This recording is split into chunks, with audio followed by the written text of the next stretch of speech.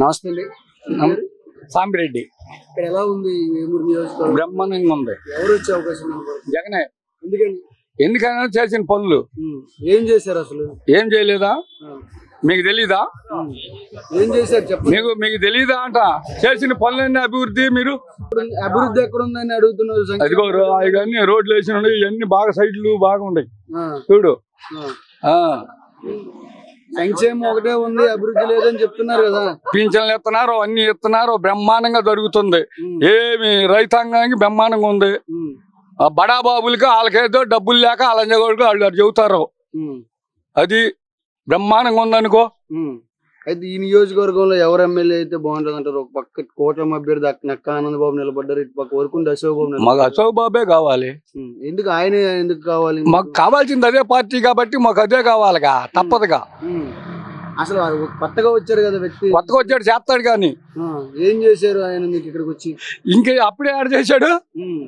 ఈ దెబ్బ సంవత్సరం కదా చేసేది వచ్చినాక. మరి కిందిసారి ఆల్రెడీ నక్కా ఆనందబాబు అని 2 సార్లు ఎమ్మెల్యేగా కూడా గెలిచారు కదా. ఇక్కడ ఎందుకు ఆయనే మళ్ళీ కావాలి? ఇక్కడ ఆనందబాబు ఎందుకు వద్దు అంటున్నారు మీరు? అప్పుడు గెలిచాడు, అప్పుడు చేశాడు. అప్పుడు ఈ పార్టీ వచ్చినాక ఇది వచ్చిందిగా ఇళ్ళు మళ్ళీ. ఏం చెప్పాలనుకుంటున్నారు వేమూరు నియోజకవర్గంలో ఇక్కడ ఒల్లేరు ప్రాంతానికి గ్రామానికి సంబంధించి మీరేం చెప్పాలనుకుంటున్నారు?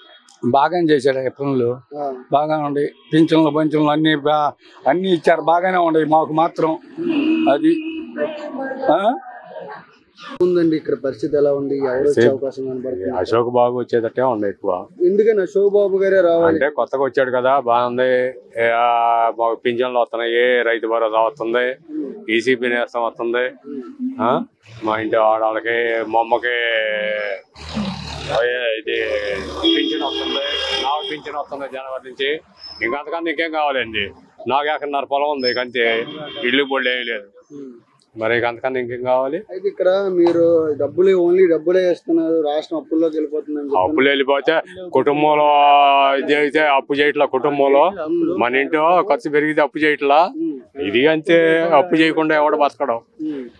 వాళ్ళు చేయట్లా. పెద్ద పెద్ద ఎమ్మెల్యేలు కోడేళ్ళు వాళ్ళు అంతా అప్పులు చేయట్లా. ఎగదెంగిన వాళ్ళే అందరూ రాజకీయ నాయకులు వేల కోట్లు ఉన్నాయి అప్పులు.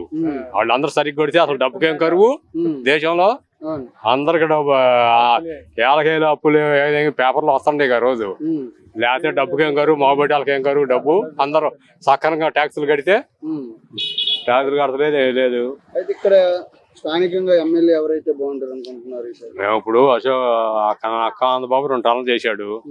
ఇప్పుడు ఈ కొత్త ఆయన వచ్చాడు, ఏం చేసే వస్తే బాగుండేది అనుకుంటున్నాము. అది